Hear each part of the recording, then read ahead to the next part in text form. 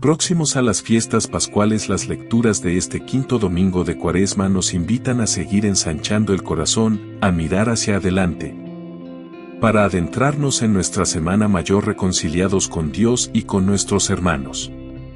Este domingo es una invitación para reflexionar cómo estamos viviendo nuestra Cuaresma y qué hemos hecho de ella. Se nos exhorta a vislumbrar lo novedoso de este tiempo de gracia y de salvación.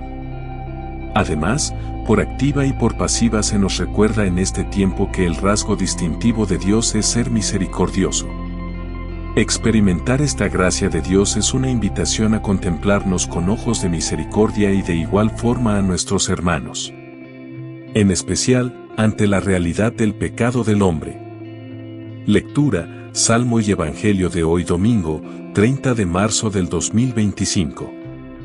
Lectura del profeta Isaías capítulo 43, versículos 16-21. Esto dice el Señor, que abrió camino en el mar, y una senda en las aguas impetuosas, que sacó a batalla carros y caballos. La tropa y los héroes caían para no levantarse. Se apagaron como mecha que se extingue. No recordéis lo de antaño. No penséis en lo antiguo. Mirad que realizo algo nuevo. Ya está brotando, ¿no lo notáis? Abriré un camino en el desierto, corrientes en el yermo. Me glorificarán las bestias salvajes, chacales y avestruces. Porque pondré agua en el desierto, corrientes en la estepa, para dar de beber a mi pueblo elegido, a este pueblo que me he formado, para que proclame mi alabanza. Palabra de Dios. Salmo responsorial 125. Respondemos. El Señor ha estado grande con nosotros, y estamos alegres. Cuando el Señor hizo volver a los cautivos de Sión, nos parecía soñar. La boca se nos llenaba de risas, la lengua de cantares. Respondemos. El Señor ha estado grande con nosotros, y estamos alegres. Hasta los gentiles decían, el Señor ha estado grande con ellos. El Señor ha estado grande con nosotros, y estamos alegres. Respondemos. El Señor ha estado grande con nosotros, y estamos alegres. Recoge, Señor, a nuestros cautivos, como los torrentes del Negev. Los que sembraban con lágrimas, cosechan entre cantares. Respondemos. El Señor ha estado grande con nosotros, y estamos alegres. Al ir, iba llorando, llevando la semilla. Al volver, vuelve cantando, trayendo sus gavillas. Respondemos.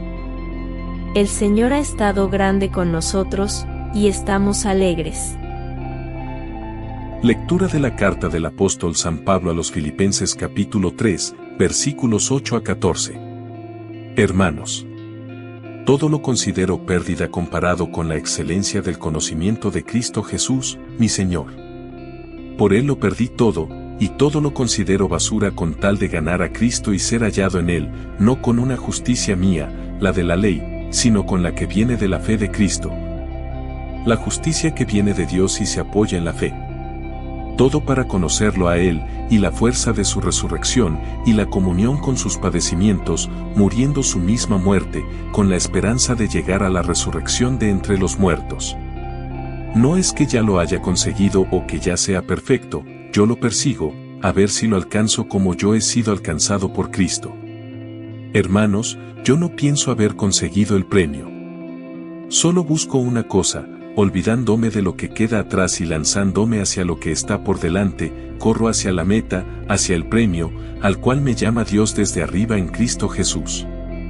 Palabra de Dios. Evangelio del día. Lectura del Santo Evangelio según San Juan capítulo 8, versículos 1 a 11. En aquel tiempo, Jesús se retiró al monte de los Olivos. Al amanecer se presentó de nuevo en el templo, y todo el pueblo acudía a él, y, sentándose, les enseñaba. Los escribas y los fariseos le traen una mujer sorprendida en adulterio, y, colocándola en medio, le dijeron: Maestro, esta mujer ha sido sorprendida en flagrante adulterio. La ley de Moisés nos manda apedrear a las adúlteras. ¿Tú, qué dices? Le preguntaban esto para comprometerlo y poder acusarlo. Pero Jesús, inclinándose, escribía con el dedo en el suelo. Como insistían en preguntarle, se incorporó y les dijo: El que esté sin pecado, que le tire la primera piedra. E inclinándose otra vez, siguió escribiendo. Ellos, al oírlo, se fueron escabullendo uno a uno, empezando por los más viejos, y quedó solo Jesús, con la mujer en medio, que seguía allí delante. Jesús se incorporó y le preguntó: Mujer, ¿dónde están tus acusadores? ¿Ninguno te ha condenado?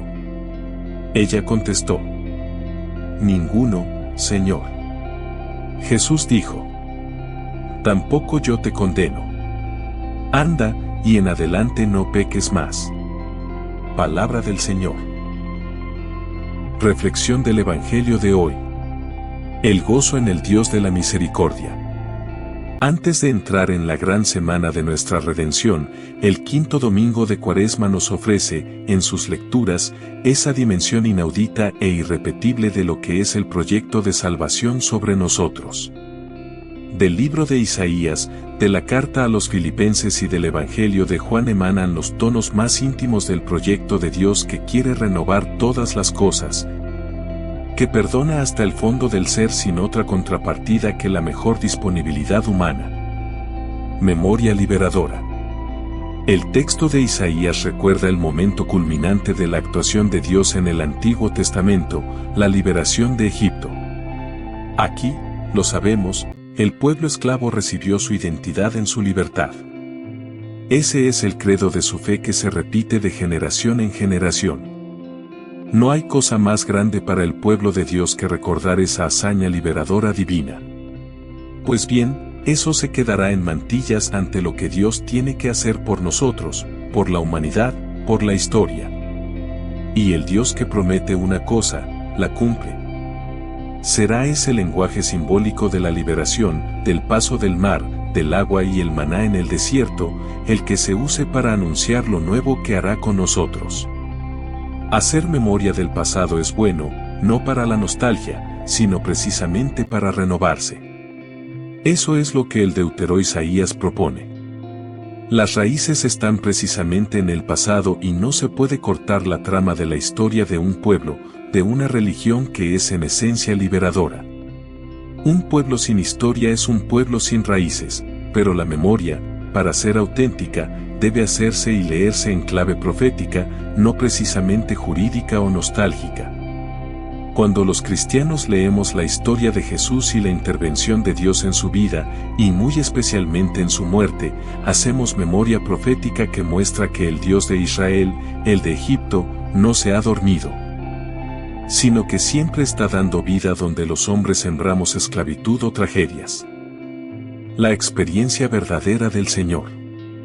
Este es uno de los pasajes más íntimos y personales del apóstol Pablo, nos habla de lo que supone para él haber conocido a Cristo, por el todo le parece pérdida, por el todo lo que en este mundo es relumbrón, le parece una nadería. Lo curioso es que un capítulo tan decisivo como este de Filipenses se presta a unas ciertas dudas de autenticidad. ¿Es de Pablo? No es, más bien, otra carta distinta de lo que venimos leyendo en continuidad desde Filipenses capítulo 1, versículos 1 a 3, Yo me inclino, claramente, por una carta distinta de la que se puede leer hasta capítulo 3, Desde luego, el cambio de tono que se produce en 3, B no es justificable con el tono entrañable de todo el texto anterior de la carta. Pero de ahí a pensar que Pablo no está hablando con estas palabras, las de la lectura de hoy, a mi entender, no se justificaría. Es un retrato muy personal, muy decisivo, de sus opciones, de su conversión, de cómo dejó de ser un fanático de la ley para ser un enamorado de Cristo, de su pasión y su resurrección. No tenemos una descripción de lo que Pablo sintió en su alma al convertirse y muchos autores nos dicen que esta es la mejor estampa de lo que el apóstol sintió en su alma al pasar del judaísmo al cristianismo. Conocer a Cristo, su evangelio, vivir en el horizonte de la fe pascual es haber encontrado el sentido de su vida y de la felicidad por la que luchó en el judaísmo. Ahora, dice Pablo, todo es distinto, no tiene que aparentar, ni justificarse a sí mismo, ni intentar ser el primero o el mejor, eso no vale para nada. Eso era lo que vivía antes de su conversión, llegando, incluso, a perseguir a los cristianos por tratar de ser el primero de los judíos, como buen discípulo rabínico. Haber conocido a Cristo es haber experimentado la fuerza del amor de Dios. No olvidemos que conocer, aquí, no tiene el sentido de gnosis o conocimiento intelectual, sino el sentido bíblico de YD y el Da'at Elohim de los profetas, Oseas capítulo 4, versículos 1 y 6. Capítulo 5, versículo 4, capítulo 8, versículo 2, Jeremías 2, 8, 4, 22, 9, 2 y 5 en oráculos de amenaza o bien de salvación, Oseas 2, 22, Jeremías 31, 34 o Isaías 28, 8, experiencia de Dios, de lo santo, o la misma experiencia del amor entre hombre y mujer. Ahora has sentido la verdadera liberación de todo lo que mata y esclaviza en este mundo. El Dios de la dignidad de los pequeños. El pasaje de la mujer adúltera, muy probablemente un texto de Lucas que en el trasiego de la transmisión de los textos pasó al de Juan, es una pieza maestra de la vida. Es una lección que nos revela de nuevo por qué Pablo hablaba así al haber conocido al Señor. Porque, aunque el apóstol se refería al Señor resucitado, en ese Señor estaba bien presente este Jesús de Nazaret del pasaje evangélico. El libro del Levítico dice, si adultera un hombre con la mujer de su prójimo, hombre y mujer adúlteros serán castigados con la muerte, Levíticos 20, 10, y el Deuteronomio, por su parte, exige: los llevaréis a los dos a las puertas de la ciudad y los lapidaréis hasta matarlos, Deuteronomio 22, 24. Estas eran las penas establecidas por la ley. No tendríamos que dudar de que Dios esto no lo ha exigido nunca, sino que la cultura de la época impuso estos castigos como exigencias morales. Jesús no puede estar de acuerdo con ello, ni con las leyes de lapidación y muerte, ni con la ignominia de que solamente el ser más débil tenga que pagar públicamente. La lectura profética que Jesús hace de la ley pone en evidencia una religión y una moral sin corazón y sin entrañas. No mandó Jesús buscar al compañero para que juntos pagaran. Lo que indigna a Jesús es la dureza de corazón de los fuertes oculta en el puritanismo de aplicar una ley tan injusta como inhumana. Vemos a una mujer indefensa enfrentada sola a la ignominia de la mentira y de la falsedad. ¿Dónde estaba su compañero de pecado? ¿Solamente los débiles, en este caso la mujer, son los culpables? Para los que hacen las leyes y las manipulan sí, pero para Dios, y así lo entiende Jesús, no es cuestión de buscar culpables, sino de rehacer la vida, de encontrar salida hacia la liberación y la gracia. Los poderosos de este mundo, en vez de curar y salvar, se ocupan de condenar y castigar. Pero el Dios de Jesús siente un verdadero gozo cuando puede ejercer su misericordia. Porque la justicia de Dios, muy distinta de la ley, se realiza en la misericordia y en el amor consumado. Es ahí donde Dios se siente justo con sus hijos. Presentimos que en la conciencia más personal de Jesús se siente en ese momento, sin decirlo, como el que tiene que aplicar la voluntad divina.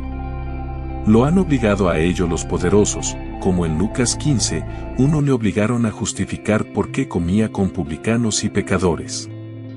Jesús perdona su pecado, que nadie se escandalice de su permisividad, pero de qué distinta forma afronta la situación y el pecado mismo. Jesús escucha atento las acusaciones de aquellos que habían encontrado a la mujer perdiendo su dignidad con un cualquiera, probablemente estaba entre los acusadores, pero él era hombre y parece que tenía derecho a acusar. Y lo que se le ocurre es precisamente devolvérsela para siempre. Eso es lo que hace Dios constantemente con sus hijos. Así se explica, pues, aquello que decía el libro Isaías de que todo quedará pequeño con lo que Dios ofrecerá a los hombres. Son estas pequeñas cosas las que dejan en mantillas las actuaciones del pasado, aunque sea la liberación de Egipto. Porque el Dios de la liberación de Egipto tiene que ser eternamente liberador para cada uno desde su situación personal. Eso es lo que sucede en el caso concreto con la mujer del pasaje evangélico de hoy. De nada le valía a ella que se hablara del Dios liberador de Egipto, si los escribas, los responsables, la dejaban sola para siempre. Jesús, pues, es el mejor intérprete del Dios de la liberación que se apiada y escucha los clamores y penas de los que sufren todo el peso de una sociedad y una religión sin misericordia. ¿Qué significa el que esté libre de pecado tire la primera piedra? ¿Por qué reacciona Jesús así? No podemos imaginar que los que llevan a la mujer son todos malos o incluso adúlteros. No es eso. Pero sí pecadores de una u otra forma. Entonces, si todos somos pecadores, ¿por qué no somos más humanos al juzgar a los demás? No es una cuestión de que hay pecados y pecados. Esto es verdad. Pero por muy simple que sea nuestro pecado, todos queremos perdón y misericordia. Los grandes pecados también piden misericordia, y desde luego, ningún pecado ante Dios exige la muerte. Por tanto deberíamos hacer una lectura humana y teológica. Toda religión que exige la pena de muerte ante los pecados, deja de ser verdadera religión porque Dios no quiere la muerte del pecador. Esto debería ya ser una conquista absoluta de la humanidad. Antes de irte, recuerda dar me gusta, suscribirte, activar la campanita y compartir con las personas que te rodean, para que todos tengan el privilegio de escuchar la palabra de vida eterna. Dios te bendiga en el nombre poderoso de Jesús. Amén.